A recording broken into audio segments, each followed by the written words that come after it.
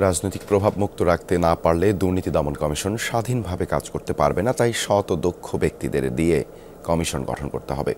দুদক সংস্কার কমিশনের প্রধান ও টিআইবির নির্বাহী পরিচালক ডক্টর ইফতেখারুজ্জামান বলেন, দুদক শক্তিশালী না হলে দেশ থেকে দুর্নীতি কমানো কঠিন হবে। কমিশনের সাবেক মহাপরিচালক মহিদুল ইসলাম বলেন, যাদের বিরুদ্ধে এতদিন ব্যবস্থা নেওয়া সম্ভব হয়নি, পরিবর্তিত পরিস্থিতিতে এখন সেই সুযোগ এসেছে।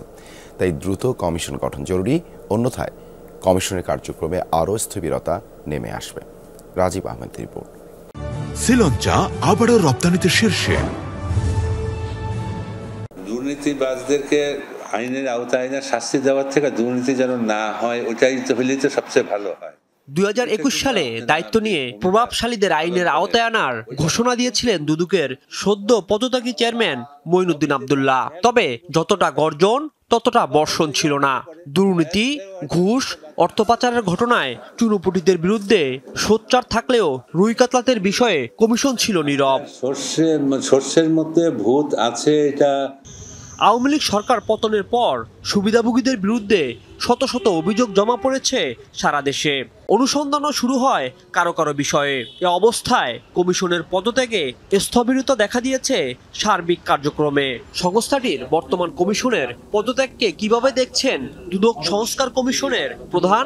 বিশেষ করে যারা ক্ষমতা অধিষ্ঠিত থাকে তাদের বিচারের ক্ষেত্রে বা তাদের জবাবদিহিতা নিশ্চিতের ক্ষেত্রে যথাযথ পদক্ষেপ গ্রহণ করতে ব্যর্থ হয়েছে, তারই একটা বলবো যে এপিটম ছিল, একটা মানে সর্বোচ্চ দৃষ্টান্ত ছিল বর্তমান দুদক, যেটা বিদায়ী দুদক, যারা পদত্যাগ করেছে। কাজে এটা একদিক থেকে প্রত্যাশিত ছিল। দুদকের সাবেক মহাপরিচালক মহিদুল ইসলাম বলেন, বিচারাধীন ও নতুন নতুন মামলার চাপ সামলাতে হলে দ্রুত কমিশন গঠন করতে হবে। যে সমস্ত অনুসন্ধান বা তদন্ত চলমান আছে সেইগুলো তারা তদন্ত কর্মকর্তারা, অনুসন্ধানকারী কর্মকর্তারা চালিয়ে যেতে পারবেন, কিন্তু রিপোর্ট সাবমিটের পরে আর কোনো কাজ এগোবে না। নতুন করে কোনো অনুসন্ধান নিতেও পারবে না, নতুন করে কোনো মামলা চালু করতে পারছে না।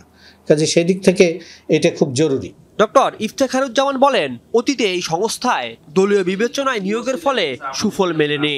জন্মলগ্ন থেকে যে সমস্যাটাতে সাফার করেছে সেই সমস্যাটা উত্তরণের কিন্তু এখন একটা বড় সুযোগ, যে দল নিরপেক্ষ ব্যক্তিকে দলীয় বিবেচনার ঊর্ধ্বে থেকে এরকমভাবে নিয়োগ দেওয়া হবে, যোগ্য ব্যক্তিদেরকে নিয়োগ দেওয়া হবে। যাদেরকে নিয়োগ দেওয়া হবে তারা যেন তাদের ব্যক্তিগত জীবনে, পেশাগত জীবনে সততার সাথে, শুদ্ধাচারের সাথে, সৎসাহসের সাথে, দৃঢ়তার সাথে তাদের অর্পিত দায়িত্বটা পালন করেছেন।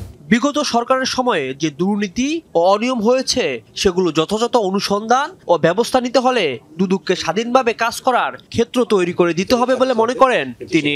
বিলম্বিত না হয় সেই জিনিস নিশ্চিত করা উচিত। রাজীব আহমেদ, যমুনা নিউজ, ঢাকা।